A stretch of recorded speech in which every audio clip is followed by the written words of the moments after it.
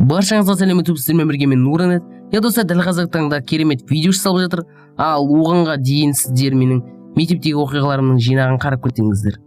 Достар, бұл бөлімде ешқандай аутросыз, ешқандай интросыз жай ғана қарайтын боласыздар. Шайларыңыз бен кофелеріңізді әкеліңіздер. Ал біз бастаймыз. Лайк басуды ұмытпа. Сонымен байланысты сабақ көп уақытқа дейін тоқтатылады. Сондықтан да сендерге үйде бос отырмасын деп тапсырмалар дайындап қойдым. Балалар, қайдасыңдар? Балалар! Дәл осылай барлық оқушылар каникулға шыға бастады. Ал біз мектепте қайта еске аламыз. Сәлем YouTube, сіздермен Нуранет, және бүгінгі видео мен ұнататын мектептегі қызықтар 2-ші бөлім. Ал мен мектепке бармас бұрын әрине мектепті ең жылы жүзді жандар әлемі деп ойладым. Бірақ бәрі мені ойлағандай болмады. Ұрысатын мұғалімдер, жан-жағында танымайтын біреулер, бәрі мені қамап шығармайтындай көрінді. Мен тіпті даярлық сыныпта анамды жиі сағынатынмын. Ал 1-ші сыныпқа көшкеннен кейін бойымдағы уайым азайды, және де өзімді үлкен сезіндім. Әрине мен 2-ші сыныптың жартысына дейін 48-ші мектепте оқыдым. Ол ескілеу мектеп болатын. Онда асқана кішкентай, орындықтар сынғыш, жылы су жоқ болатын. Бұл басы ғана. Бірақ мектеп қызықтары бұл көзқарастарды жоятын еді. Әрине мен айтайын деп тұрған оқиға 10-ші мектеппен байланысты еді. 10-ші мектепте оқып жүрген кезде мектепте жалғыз хит болды. Ол әрине фишка. Яғни доңғалақ қағаз суреті бар. Әрине барлығымыз дүкеннен тек фишка сатып алатын едік. Мысалы, мен талай рет жаяу қайтып қалған ақшаға фишка сатып алатын болдым. Сол уақытта менде бір оқиға болды. Нақтырақ айтсақ, мен костюмымды шешіп ілгешке іліп қойдым. Қалтамда толған фишка болатын. Әрине кластың барлығы костюмдерін шешіп, аттарын қағазға жазып, қалтасын салып қойды.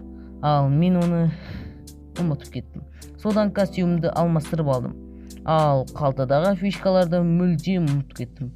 Бірақ үйге келгеннен кейін әрине келесі күні ол баладан сұрағанда менде жоқ. Сосын ол қалтасынан фишка шығарды. Сосын мен, мынау менікі ғой, неліктен алдың, менде жоқ. Әрине оны барлығы қорғаштай бастады. Бірақ мен еш бермедім. Одан келесі күні жылы сөзбен Monsieur, allez-moi remercier. Bien sûr, le voici. Merci, monsieur.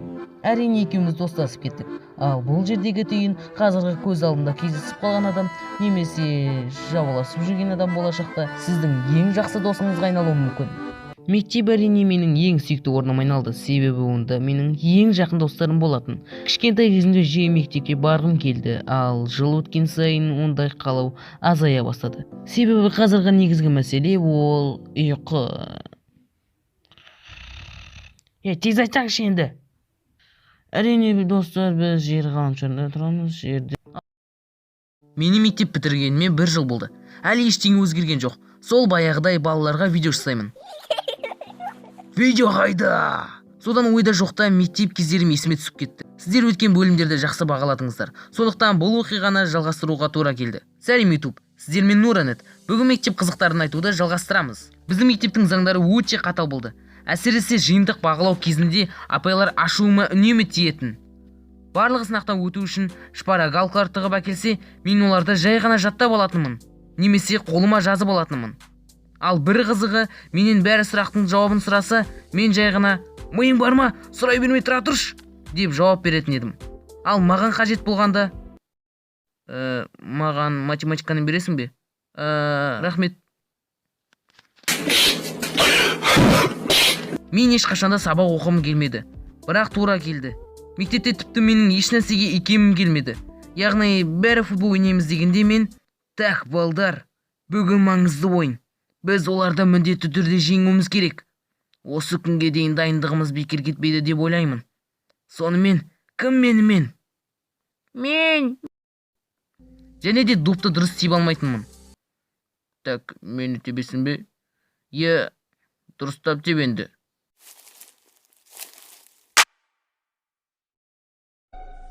Amogus. осыдан кейін бәрі сол үшін ашуланатын.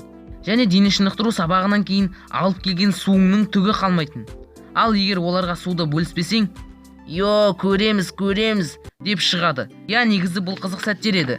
Мектептің қадірін жоғары оқуға түскенде түсіне бастайсың.